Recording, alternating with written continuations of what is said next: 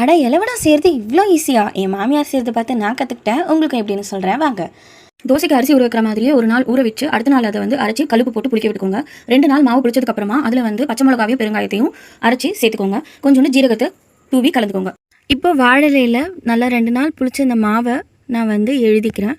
மாவோட கன்சிஸ்டன்சி ரொம்ப திக்காகவும் இருக்கக்கூடாது, ரொம்ப தின்னாகவும் இருக்கக்கூடாது. ரெண்டுத்துக்கும் நடுவில் ஒரு கன்சிஸ்டன்சி. அப்போ தான் நம்மளால் வந்து இலவடத்தை வந்து எழுத முடியும். இப்போ நம்ம அதை வந்து வெயிட்டில் வேக வச்சு எடுக்கலாம். அவ்வளோதான். மாவுலேயே வந்து நான் நல்லெண்ணெய் விட்டுட்டேன், அப்போ தான் வந்து ஒட்டாமல் வரும் அப்படின்னு.